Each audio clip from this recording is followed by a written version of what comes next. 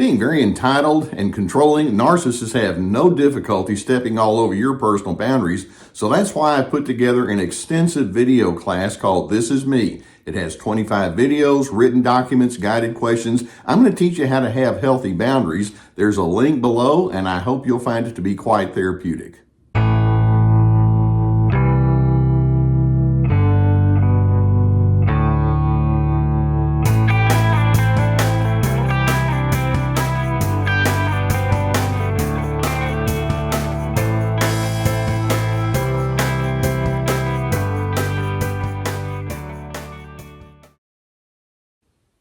Let's begin today with a couple of very strong understandings about what we're talking about when we use the term narcissism.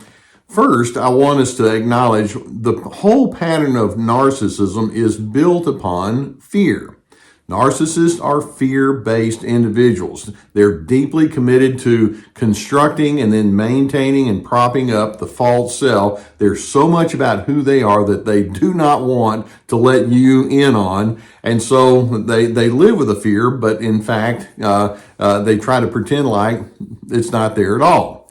A second acknowledgement we can make about narcissism is narcissists tend to have astonishingly low levels of psychological awareness and insight.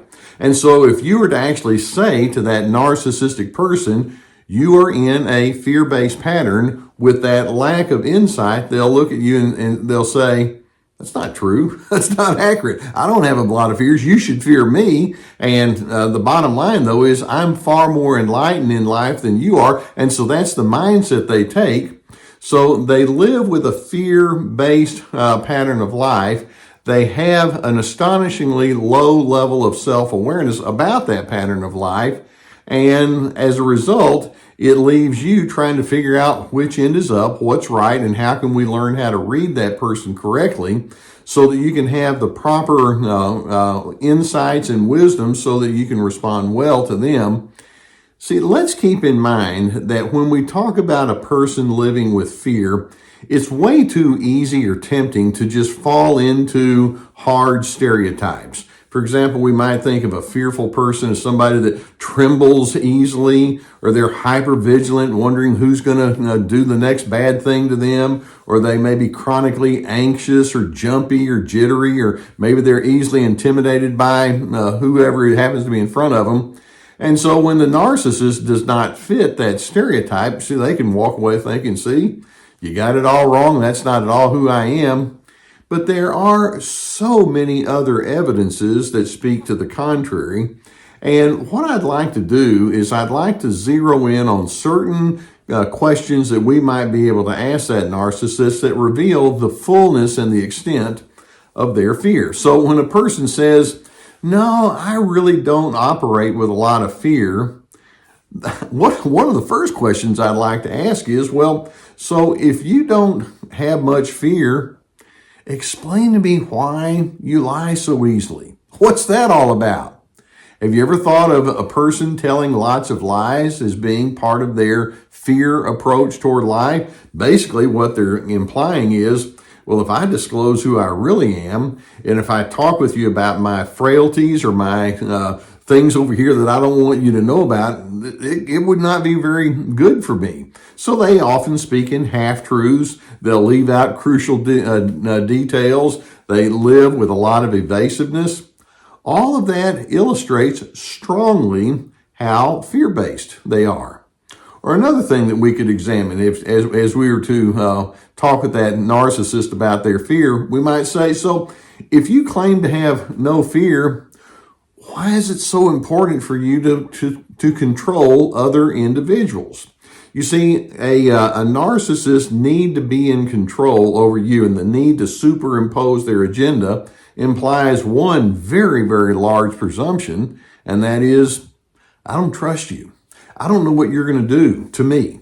If I allow you the privilege to be free and to have your own independence and to manage things in the way that you deem to be most appropriate, that might not work out too well with me, and it might cause me to have to come up with strategies of life that I don't want to have to deal with. And so what they do is they go into this high control mode over other individuals but it's their need to be so in control represents a fear of your freedom. It's a fear of your independence. And then we could take that same notion about their control and take it a little bit further, and we might say, so if you claim that you have no fear, why is it so necessary for you to intimidate other individuals once they illustrate that they don't want to buy into your control agenda? I know that many of you who live with narcissists, you know what I'm talking about. They can breathe threats at you. They can talk to you about how they'll make your life miserable if you don't go along with that agenda. So their need to be intimidating implies, I can't handle your differentness. I can't handle complexity. I can't handle your distinctions. That's something we have to shut down and shut down strongly. Another thing that we could zero in on if we're talking to that narcissist who claims not to have fear, we can say, okay, so if you say that you don't have fear, then what's all this defensiveness about? How many of you have tried to talk with a narcissist about a concern, or you want to discuss interpretations or ways to do things, and instead of having that person come back and say, well, yeah, let's have a good dialogue about this, they can't do that. In their fear, narcissists will throw up their walls of defense. They won't let you know who they really are or what they think. It's like, I'm not about to let you inside my own personal inner chambers. And then they can rationalize and they justify why their ways of thinking and doing are so much better than yours. That's their way of saying, I fear differentness. And their defensiveness, to me anyway, is one of the largest indicators that they are indeed highly fear-based.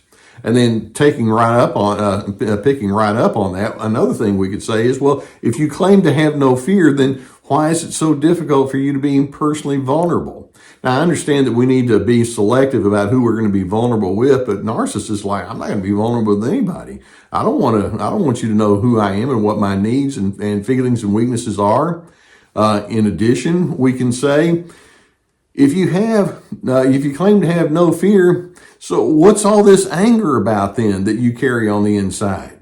Now, a narcissist may say, well, the reason I have anger is because I live with a bunch of idiots. But it's like, no, again, the anger, and by the way, sometimes anger can be appropriate, but the narcissist's anger, it's their way of trying to shut you down. It's their way of being threatening toward you.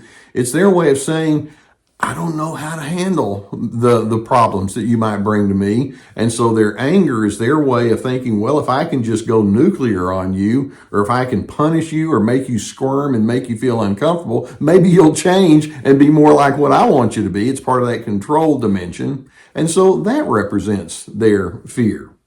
Or another thing that we could point out, when that narcissist claims to have no anger, then I would be kind of curious to say, well, then let's talk about your victim mindset.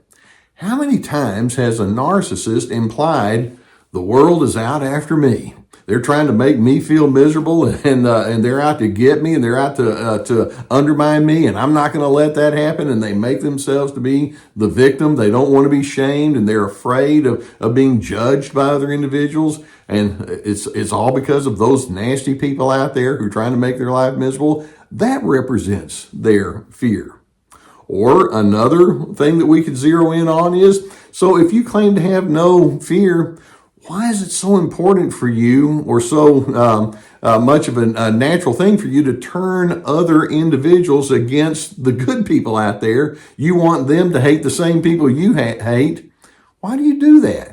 It's like, well, I don't want to have other people to have different thoughts from me. So if I've got a negative thought that keeps me in a superior position over someone else, I like to make sure that other people reinforce that. And so they have that neediness for other people to say, yeah, what he said or what she said, when in fact it really is their fear. Another thing we could say is narcissists strongly dislike being judged. So if you claim you have no fear, then why do you feel the need to judge other individuals? And you can see that their judgments and their criticism is their way of trying to make a preemptive strike against other people who might think in less than flattering ways about who they are. So here we have this narcissistic person, and we know that narcissism is based upon fear.